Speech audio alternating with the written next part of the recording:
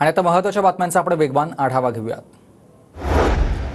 मनोज जरांगेंचे लातूर शहरामध्ये जेसीबीद्वारे पुष्पवृष्टी करून स्वागत। मनोज जरांगेंची मराठा शांतता जनजागृती रॅली लातूरमध्ये।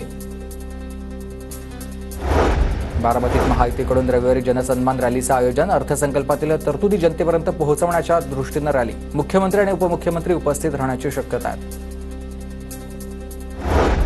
इंदापुरात महायुतीमधील अजित पवार गट भाजपच्या कार्यकर्त्यांमध्ये बॅनर वॉर। विधानसभा निवडणुकीसाठी इच्छुक कार्यकर्त्यांची बॅनरबाजी।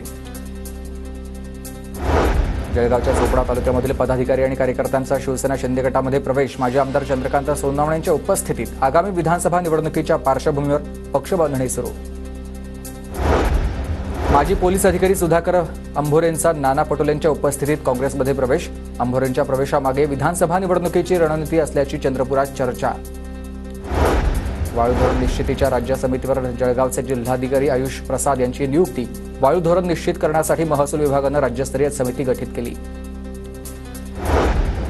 अहमदनगर महानगरपालिकेच्या आयुक्तपदी देवीदास पवार यांची नियुक्ती। बांधकाम परवानगी लाच प्रकरणात आयुक्त पंकज जावळे फरार असल्याने पवार यांची नियुक्ती। भंडाऱ्यात पोलीस पाटील पदाच्या भरती प्रक्रियेमध्ये गैरप्रकार झाल्याचं समोर। राज्य सरकारला भरतीचा मूळ रेकॉर्ड आणि चौकशी अहवाल सादर करण्याचे निर्देश।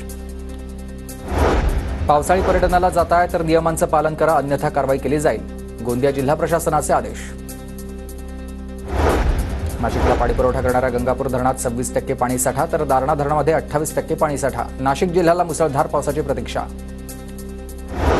सिंधुदुर्ग जिल्ह्यात दमदार पावसामुळे जिल्ह्यातील 13 छोटी-मोठी धरणं ओव्हरफ्लो। घरकुळ धरणाची ही ड्रोन दृश्य खास टीव्हीच्या प्रेक्षकांसाठी।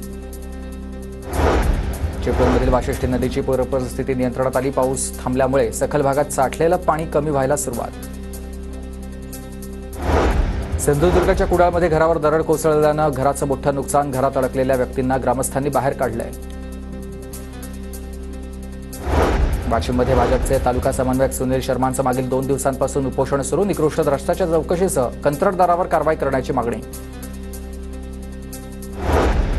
भुसावळमध्ये पुलगावातून आता ऑर्डनन्स फॅक्टरीकडे जाणाऱ्या मार्गावरील नाल्याला फेसयुक्त पाणी आलंय, तर नागरिकांकडून पूल बांधण्यासह उपाययोजना करण्याची मागणी। येवला शहरातील शेतकऱ्यांच्या वतीनं तहसीलदारांना निवेदन। पीएम किसान योजनेअंतर्गत शेतकऱ्यांना मदत निधी आणि दुष्काळ अनुदान निधी न मिळाल्यानं शेतकऱ्यांकडून उपोषणाचा इशारा। राज्यात संभाजीराजे छत्रपती बच्चू कडू आणि रविकांत तुपकर यांची तिसरी आघाडी होण्याची चर्चा। शेतकऱ्यांच्या प्रश्नाला न्याय देण्यासाठी तिघांमध्ये चर्चा।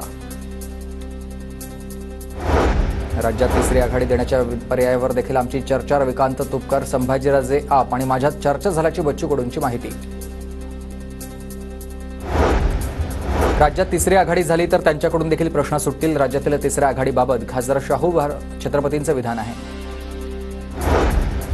भाजपचे माजी आमदार सुधाकर भालेराव शरद पवार गटात प्रवेश करणार। 11 जुलैला शरद पवारांच्या उपस्थितीत प्रवेश होणार। मुख्यमंत्री एकनाथ शिंदेंच्या हस्ते विधान भवनात आयुष्यमान भारत योजनेचा शुभारंभ। जास्तीत जास्त लोकांना योजनेचा लाभ मिळणार, मुख्यमंत्र्यांची माहिती।